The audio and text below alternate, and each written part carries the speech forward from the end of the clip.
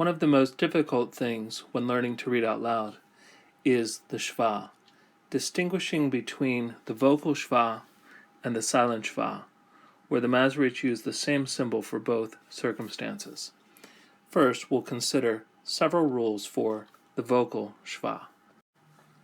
When a shva appears under the first letter of a word, it's vocal. Bereshit, in the beginning. When there's two shva in a row, the second shva will be vocal. Yishratsu, let them swarm. When a shva appears under a strong dagesh, as we have here, Hagadolim, then it's vocal. Now we know this is a strong dagesh, even though it's in a bagad kafat letter, because the dagesh comes after a vowel, the patak, Hagadolim. So it's a vocal shva. When we have a shva after a long vowel, it's vocal. Uravu, let them fill. And in another circumstance, even though kametz yod is not technically a long vowel, it's a diphthong, still the diphthong functions like a long vowel. So we have hayata, and there were. When you have a shva between two of the same letter, this is also a circumstance in which it's a vocal shva.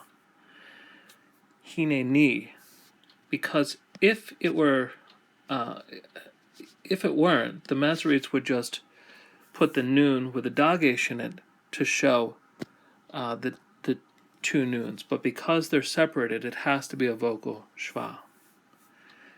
Another circumstance is when you have a shva before a bagad kafat letter, and there's no dagesh in the bagad kafat letter, like we have here. So we don't have a dagesh in the gimel, which means it has to be a vocal shva. So it's functioning like a vowel to take away the dagesh lene. So we have here bidagat, over the fish of. So this shows us one of the important reasons why we need to know the difference between a dagesh lene and a dagesh forte. Now we'll go over several circumstances where we have a silent shva. First, when there is a shva after a short vowel, it's a silent shva. Mavdil, to divide between. Mavdil. And we have a second indicator that this is a silent shva because there is a dagesh lene in the dalet. Because if it was a vocal shva, that would take the dagesh lene away. But because the dagesh lene is still there in the begad kafat letter, therefore we know that's a second indicator that this is a silent shva. Another way is when the shva is the last in the last letter of a word, betoch, in the midst, then it's silent if it's in the last letter of a word. Or again, when there's two shva consecutive, the first one is silent. Yishratsu, let them swarm. So the first one will be silent, the second one will be vocal. Yishratsu. So here you can see that in this word there's a short vowel, and so that's another reason why it would be a silent shva. Here are several examples from Genesis 1, verses 3 and following. You have three examples of vocal shva in verse 3. you have the Hatuf Sagol in Elohim, and the Yahi, the Shva, is under the first letter of the word, so it's vocal. And then there's the diphthong, I, Vaya, which functions as a long vowel, which makes that a vocal Shva. So this whole verse then is Vayehi Elohim, Yahi Or, Vayehi Or. And God said, let there be light. And there was light. Now in verse 4, there are, looks like 5 different Shva. First, there's the Shva in Vayar. I got that wrong. Vayar, that's a silent Shva because it's after the Ptak. Then there's the Elohim with a vocal Shva. Then we have the silent Shva in Vayavdel, and it's silent because it comes after a Ptak, which is a short vowel. Then we have another vocal Shva. It's a Hatuf Sagol Shva. And then finally, we have a silent Shva because it's in the last letter of a word, Hoshach. So verse 4, putting it together, Vayar Elohim, and God saw, Et Haor Ki Tov, that it was good.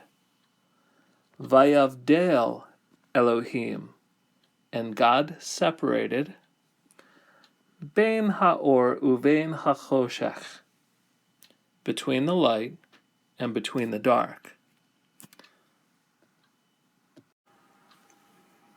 Now in verse 5 we have a number of vocal Shva, Elohim, Shva, the Hatuf Sagol Shva is under the first letter of the word, so it's vocal. Then here we have Valachoshech, because the Shva is under the first letter of the word, it's vocal. Then there's also some, there's another vocal Shva here. Again, we have Vayehi, the Shva is after a diphthong, twice. And there's some silent Shva in this verse. Here we have silent because it's after the Hirik, which is a short vowel. Vayikra. Or again, we have the Shva in the last letter of the word, so that makes it silent. Valachoshech. And then there's one rather difficult circumstance in all of this, and that's this exception here. Because even though there's the diphthong with kametz yod, which normally functions as a long vowel, which would make that a vocal Shva, this is an exception. The nature of the word Lila, night, it's just a exception to the rule. You just kind of have to know in this case. There's not a lot of exceptions, but when you do have one like this, you just learn Lila. Even though it should be by rule a vocal Shva, it's not. It's a silent Shva.